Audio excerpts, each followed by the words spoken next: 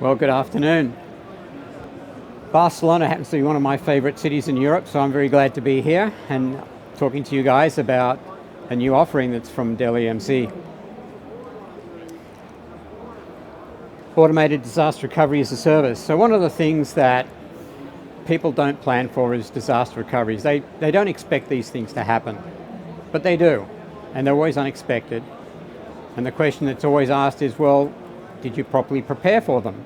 Most folks think of disasters as something like this, an earthquake, perhaps a fire, something else that's catastrophic in the area.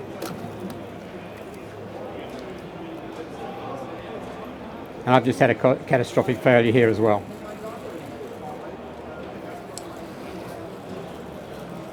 But what about the sprinkler system goes off in your data center for some reason? Everyone likes to have these glass doors so they can actually look in and see what the data center looks like. They're really effective. They're also very effective at keeping the water in. Or perhaps you're like the gentleman on the right there and prepared for your disaster, whatever it might be. But disasters do happen. So what can you do about those things? You can actually look to the cloud, as most people do now, for providing for disaster recovery. It's an easy way to actually take care of things. It has global reach, so with the cloud vendors you can go anywhere you pretty much like and find services that you can use to actually maintain your mission critical operations. But there are a couple of challenges with that. The first thing is that most of your applications are built to run in the data center, maybe on raw iron, but usually nowadays running in virtualization of some sort, usually VMware. But if you're actually moving your application sets that are running in the cloud up to, for example, AWS, they're no longer running on VMware when they get to AWS. They are running in AWS's virtualization platform. So there is some changes that need to occur in the applications. And actually when you do that, as things change inside AWS, maybe that tested application you had that failed over successfully a couple of months back and no longer will fail over because they've been changed on the AWS side. And so it proves challenging to go and do those things. But what if you actually could take what you have running in your data center today on VMware and move it directly into VMware running in AWS? The VMC on AWS offering that VMware's had for about 2 years now. What if you could do that? How would that actually help you become more effective in providing data center service recovery for those applications that need to be up and running whilst you repair whatever the issue was in your primary data center? And one of the things that Dell EMC is now offering is a way to actually do that via one of our managed service providers.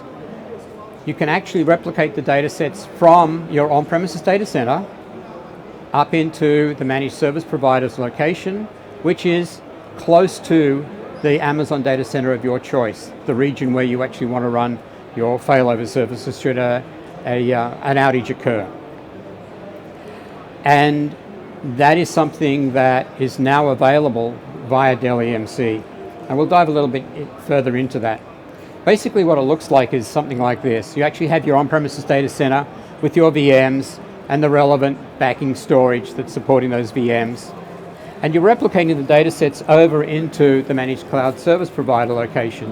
And you're actually mapping it directly from the storage array that you have in your on-premises data center over into an equivalent storage array in the MSP location. In this particular instance, we're actually looking at NFS storage, but it could be block storage as well, it doesn't matter. And then at the managed service provider, we actually have a high-speed interconnect into the Amazon data center, where we're going to be running VMC on AWS in the event of an outage in our main data center. One of the other advantages you can get from this is you can actually also start to consume those Amazon services that you may want that require you to be actually running in AWS itself. So what am I talking about here? I'm talking about two of our particular storage arrays, the PowerMax array and the Unity XT or Unity arrays themselves. They provide for DR services, automated services in the case of a failover, and we'll actually go through a demo in a bit. But what we're actually doing is we're replicating those data sets that you have chosen are important to be replicated into the managed service provider location. And those things will be actually replicated using the native replication technologies of the storage arrays themselves, and keeping those things in synchronization. And then when a disaster is declared, or when you so choose, you can move the associated VMs that are consuming those data sets up into VMC on AWS. And this is a sample reference architecture that we have for those sorts of things.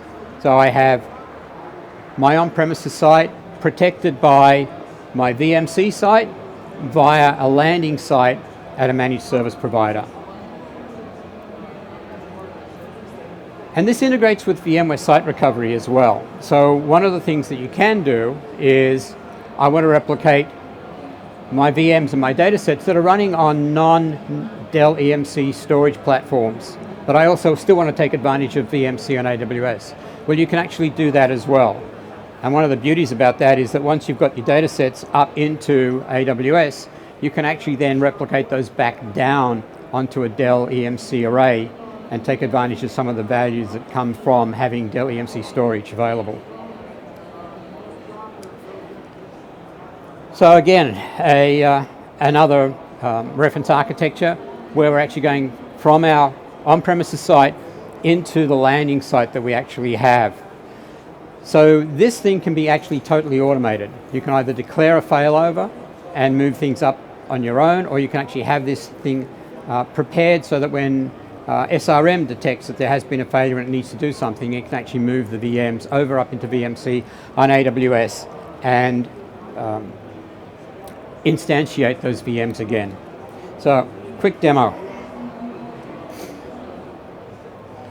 So what I have here is a Unisphere. So I'm actually looking at what's going on in my on-premises data center.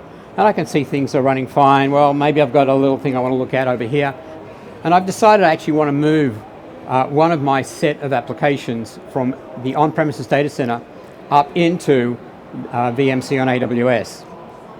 So here's what I have. I actually have 3 data sets in my on-premises data center, and I actually have 3 machines running a variety of VMs also in that on-premises data center. So what I'm going to do is I'm actually going to select one of these data sets, and I'm going to make sure that it's actually replicated, that I'm in synchronization, because these things are not necessarily always in sync. They may be slightly out, but I want to make sure this is actually synchronized properly. And then I actually go select the actual set of VMs I want to move over, and I'm going to fail them over. Checking to make sure that I really want to move this stuff. Yes, I do. And now those things have come offline because the replication is occurring at the back end. The VMs and the data sets are already over in the managed service provider, but now I need to reinstantiate those VMs into VMC on AWS. So let's go over and see what I'm doing at my SDDC. So I've actually swapped from my on-premises location, looking at things, into my SDDC to see what's going on. So let's check the data sets themselves. And yes, this is the data set that I moved over, and I can actually see on my VMs and associated external storage has moved over, ready to be used. And now I'm actually looking at what's going on from the actual cluster level itself. I want to point out something here. We've actually got DRaaS running, and it's actually balanced what's going on in VMC on AWS. So you can actually see what the actual consumption is. But as I bring online those VMs, we see them coming online here, what's going to happen is we'll actually see that the actual consumption of CPU memory and storage is going up as those VMs come online and start consuming what's there. We can also notice that the DRaaS balancing is slightly out because we've introduced a bunch of new VMs, and over time that balance will actually come back down as the VMs and the data sets get moved around. So that was my demo of what this has looked like, and that was actually taken from a real failover that we did in the data center, just to show exactly what it takes like. The time that it took to do that was less than a minute. Now, the more VMs and the more data sets that you have to bring in place, it'll take slightly longer. But in summary, what we've actually got here is a set of storage data services that we have with Dell EMC, where you can actually pay as you go for the storage that you're going to consume in the cloud, expose that to the compute you want to consume in VMC on AWS. What that means is that for your disaster recovery scenarios, you are actually paying for what you need when you need it, rather than provisioning a full data center with associated servers and storage in order for a failure that you don't know when it's going to happen. It will happen, but you don't know when it's going to happen. So this gives you the opportunity to actually pay as you go for what you need to do when you put in place your disaster recovery as a service. And with that, if there are any questions? Straightforward. Yes, I thought so. Thank you very much.